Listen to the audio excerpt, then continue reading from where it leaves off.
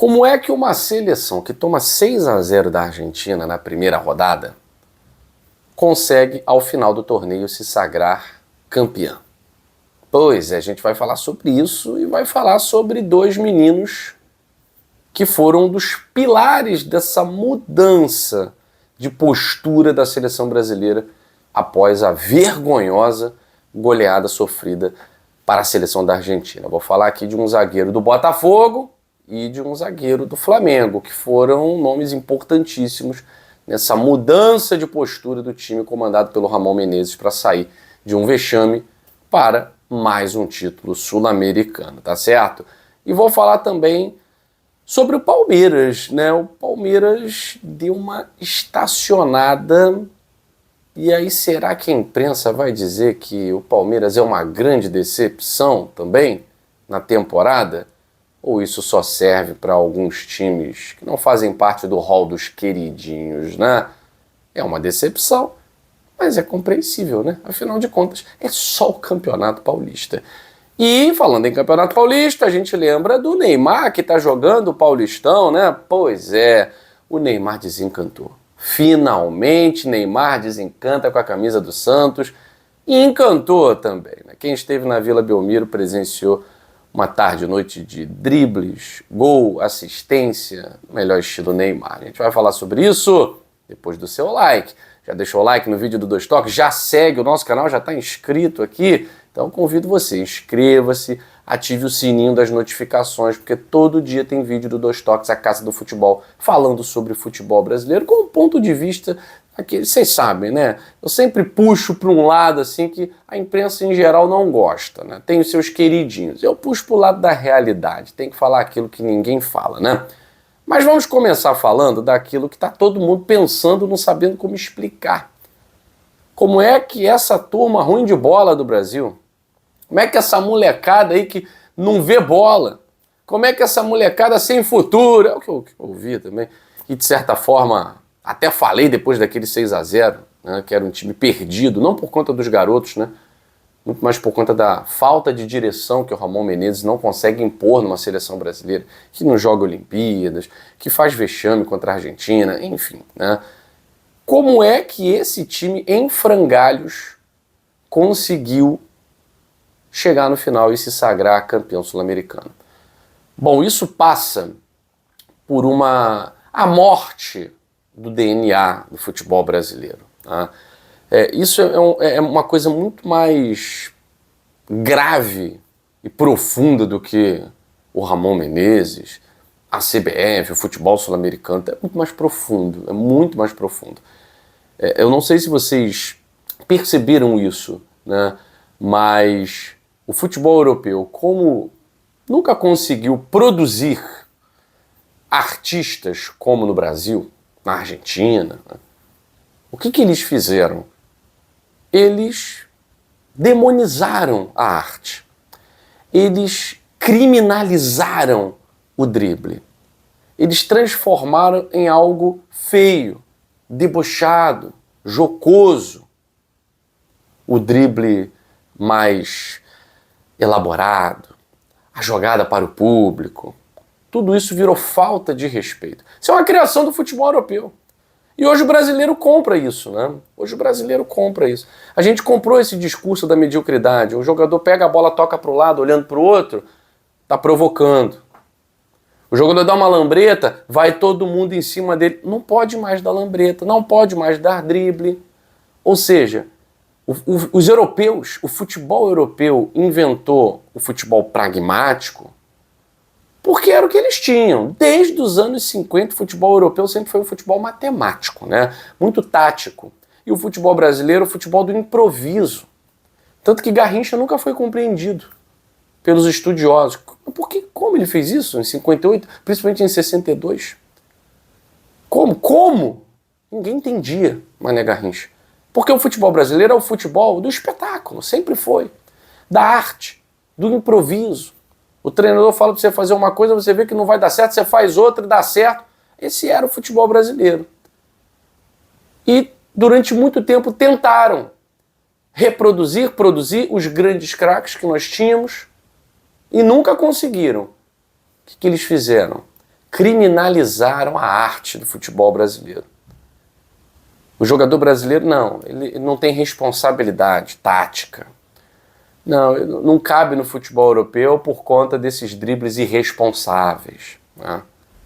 E aí, tirando um ou outro, que são muito fora da curva, né? No caso de um Ronaldinho Gaúcho, talvez tenha sido o último grande jogador brasileiro a atuar em altíssimo nível, fazendo o que nasceu para fazer, né? Hoje nós compramos esse discurso, né, de que o cara que dribla, o cara que tem um toque a mais, esse não serve, é irresponsável, quer causar confusão e tal. Os europeus conseguiram assassinar o futebol brasileiro e hoje nós não somos mais o futebol brasileiro, tentando imitar o futebol europeu, e é claro que somos uma vergonha. E é claro que nunca vamos conseguir e por isso estamos onde estamos. E o Ramon Menezes fez isso muito bem nesse time do Brasil. É um time, talvez que nenhum jogador saiba ou não possa aplicar o drible. Pragmático. Time pragmático. E eu falei assim, bom, já que é isso, então vamos disso, né? Lembra da Macabeia, A Hora da Estrela, de Clarice Lispector, né? Já que sou, o jeito é ser. Então, já que nós somos realmente isso aqui, então vamos jogar de tal forma que nós sejamos medíocres, mas saímos com o resultado. E o que o Ramon Menezes fez? Melhorou a defesa. Tirou o goleiro, trocou o lateral, trocou o zagueiro. E aí nós ficamos com uma dupla de zagas, duas torres gêmeas ali, Jair, jogador do Botafogo, Iago, jogador do Flamengo, mas o Leandrinho, o goleiro do Corinthians.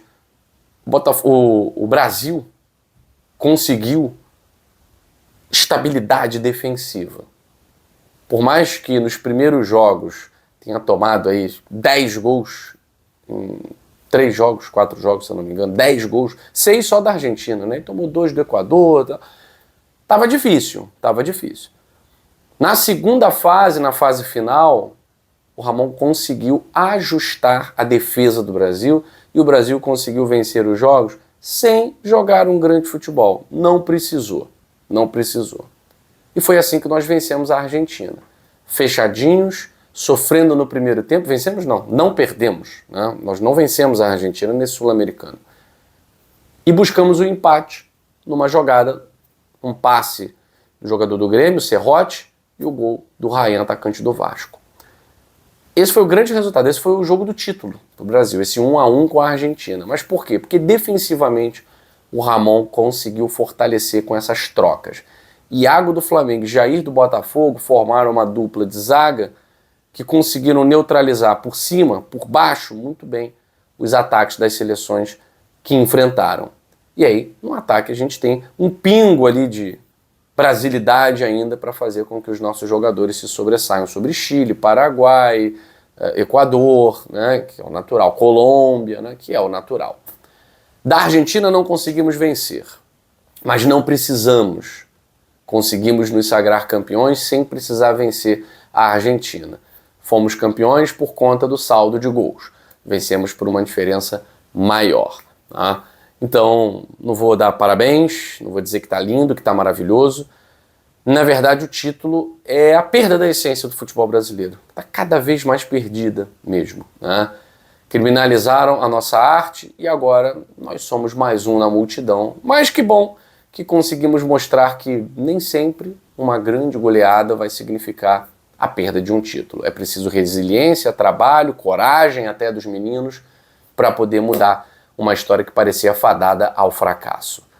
Bom, vamos lá. Falando em fadada ao fracasso, será mesmo que o Palmeiras, o Super Palmeiras, o Hiper Palmeiras, vai ficar fora da fase final do Paulistão? Vale dizer, os campeonatos estaduais ainda não acabaram por conta do Campeonato Paulista. Não fosse o Campeonato Paulista, os estaduais já tinham acabado há muito tempo. É o Campeonato Paulista que segura a audiência em termos técnicos, né, em termos de futebol, em termos de competitividade. Só o Campeonato Paulista é o que segura a audiência das pessoas nesse início de ano.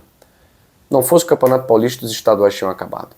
O Carioca, hoje em dia, ele é mais vergonhoso do que o Campeonato Mineiro. O Gaúcho é muito mais competitivo. Ninguém liga pro Campeonato Carioca. Mas o Campeonato Paulista não. É a menina dos olhos ainda de muita gente. E tem os clubes do interior que são muito fortes. São muito fortes. Bom, Palmeiras nesse momento ocupa a terceira posição no seu grupo. Tá? E é claro, faltam 2 rodadas. Palmeiras, se vencer as 2, está classificado? Eu acredito que sim. Eu acho que é muito difícil o Palmeiras não se classificar. São Bernardo está fazendo uma boa campanha. A Ponte Preta está fazendo uma campanha boa também. Mas aí o Palmeiras vencendo as 2, para o Palmeiras não se classificar, a Ponte tinha que vencer as 2. Eu acho difícil, né? Acho difícil a Ponte Preta ter essa regularidade. Acho que o Palmeiras vencendo as 2, por mais que hoje não dependa de si mesmo, eu acredito que o Palmeiras consiga vencer. São jogos contra equipes menores, Botafogo de Ribeirão Preto e Mirassol, que por mais que esteja na Série A, não vem fazendo um campeonato, na hora do confronto com os grandes clubes, não vem fazendo um campeonato legal, não. Então eu não acredito que o Palmeiras tenha tantas dificuldades para vencer essas 2 partidas. Ah, mas já empatou com a Água Santa, Guilherme. Já empatou com a Água Santa, já teve tropeços aí, já perdeu para o Novo Horizontino.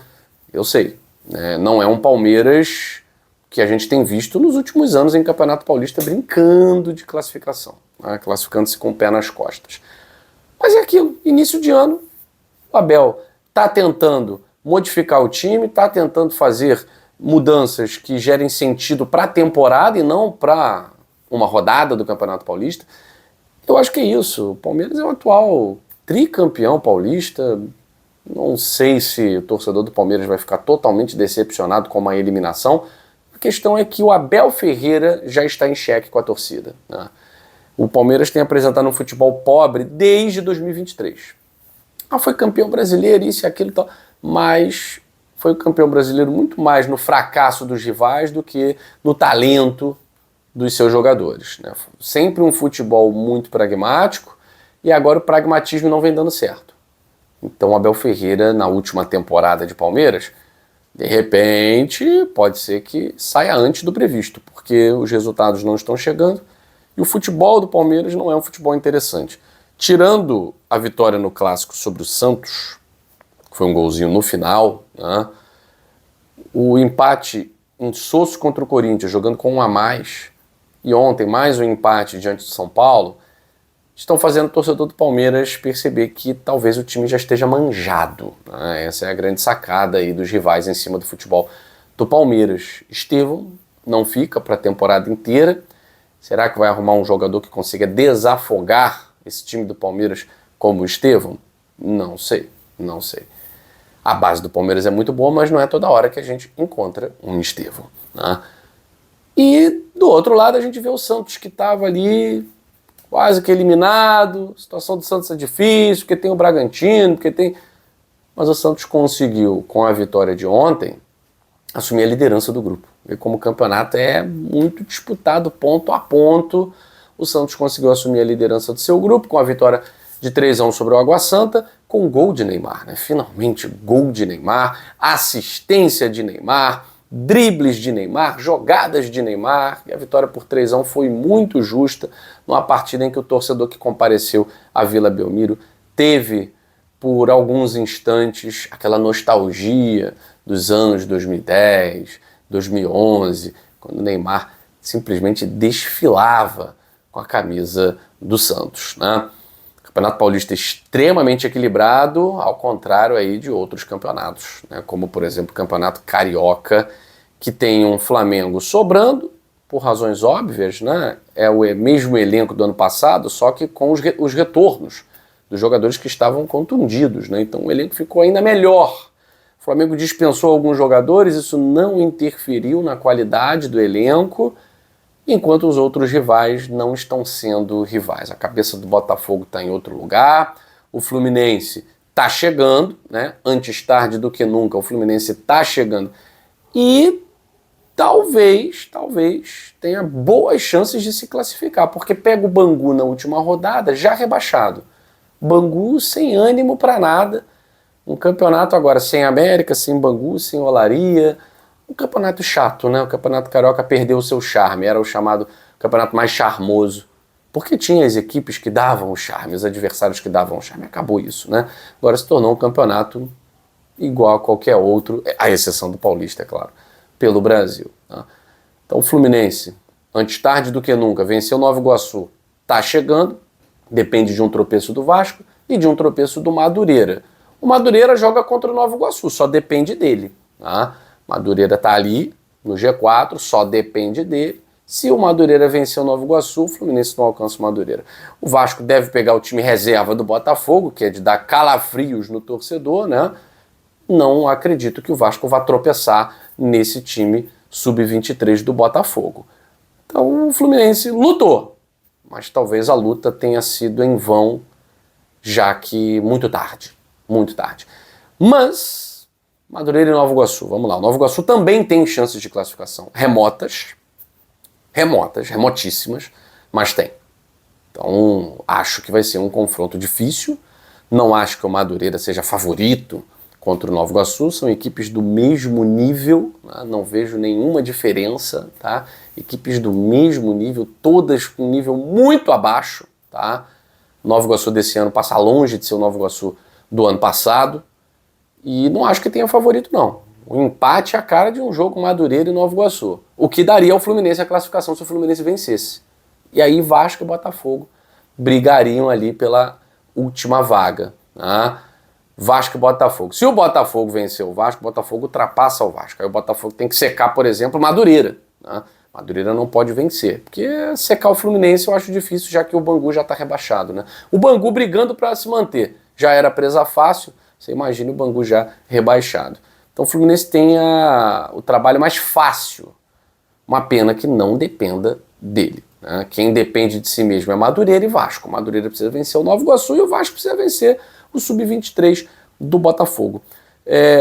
O Botafogo, o Volta Redonda e o Flamengo já estão lá na frente, né, de lambuja. Agora o Botafogo, para saber se coloca os reservas contra o Vasco, depende muito do jogo da Recopa. Se o Botafogo vencer o jogo da Recopa, eu acredito que o Caçapa queira, né, talvez colocar alguns jogadores do plantel titular. Se for uma derrota ou um empate, eu não acredito que o Botafogo vá arriscar, não. Aí vai fazer o que tem feito o ano inteiro. E, aliás, há 4 anos vem fazendo isso, né? Simplesmente ignorando as urgências do Campeonato Carioca e pensando sempre em outras coisas visando a temporada. Então acho eu que o Madureira tropeça e Vasco, Fluminense e Flamengo conseguem passar para a semifinal com Volta Redonda ali. O único que vai ficar fora, acho eu, tá? Na minha previsão aqui, vai ser o Botafogo. Para variar um pouquinho. Né? Eu fico por aqui. Um beijo grande a todos vocês e até a próxima edição do Dois Toques, a Casa do Futebol. Valeu!